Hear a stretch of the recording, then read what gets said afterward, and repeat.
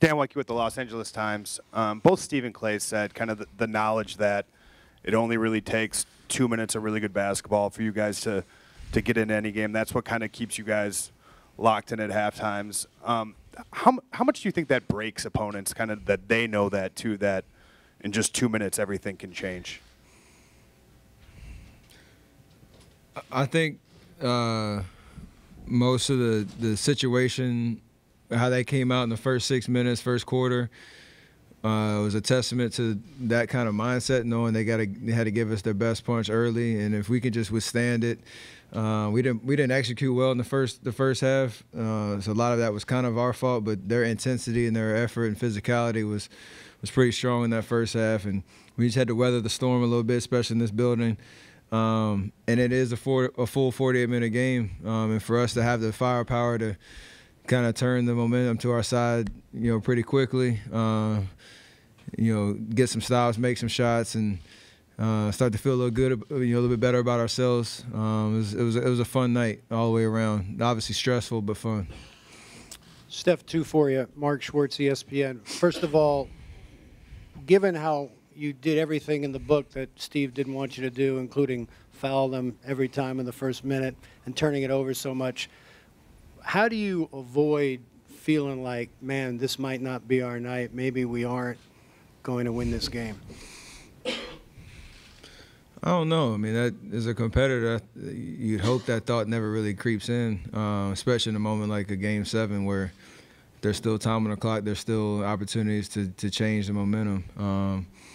And I think it was like I said, I think after the game, there's a calmness at halftime in the locker room, because we knew how bad we were playing. Looked up, we were down 10 or whatever, 11, and knew that we had been in a situation before, obviously not in this building, but where we could really just lock back in, get some stops, and like I said, just change the momentum to our side. So I think it was just a level of experience and just maturity from our group that helped us get through to the finish line.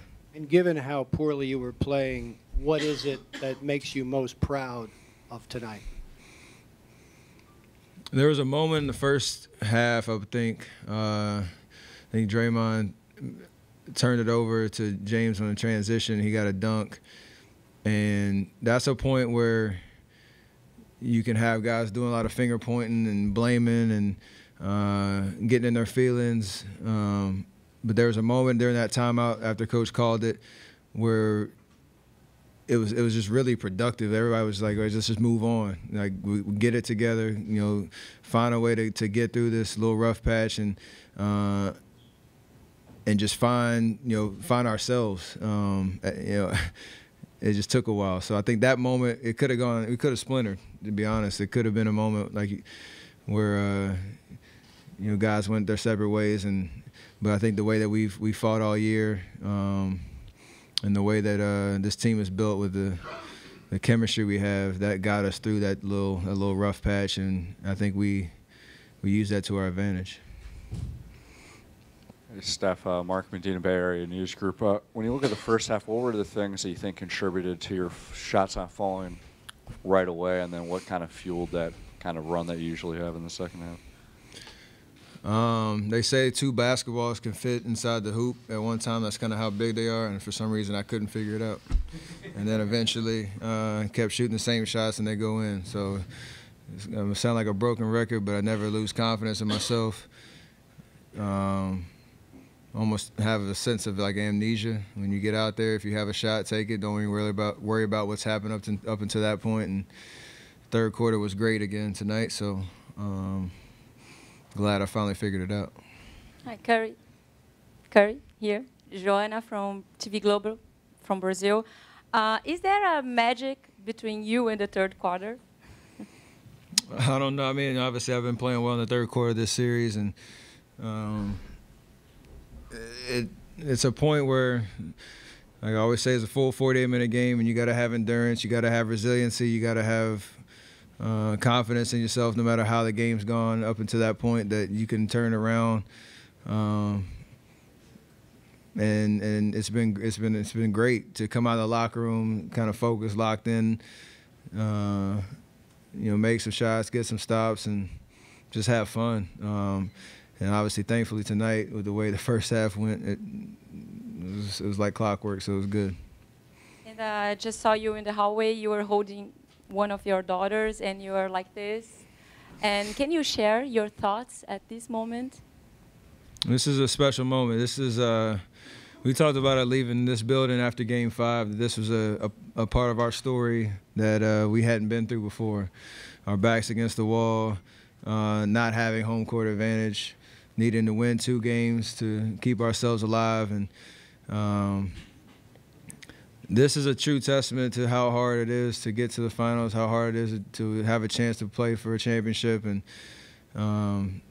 I think as well a testament to how great Houston is as a team, and the fight that they put up this whole series to try to take us out of our game, and to really challenge us all the way down to the fourth quarter of a Game 7.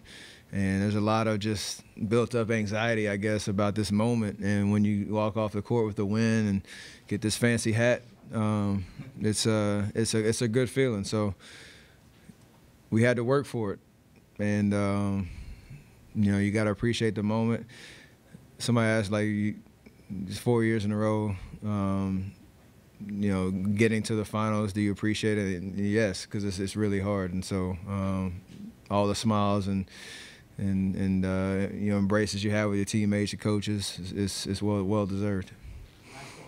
Steph, Kim Davis from Chalk Talk. Can you talk a little bit more about that? You talked about your firepower, but knowing the tough starts you had in the last 2 games, is that more of the Rockets, or are you guys just not in your groove? It's a combination of both. I mean, they were pretty physical, trying to switch every screen and take us out of our rhythm and on the offensive end. Knowing how great James is as a player early in the series, they found a way to assert themselves early. But for us, just keeping our composure was big for us the entire series. Whether we figured it out and win or loss, I think we showed a lot of fight, a lot of grit and resiliency to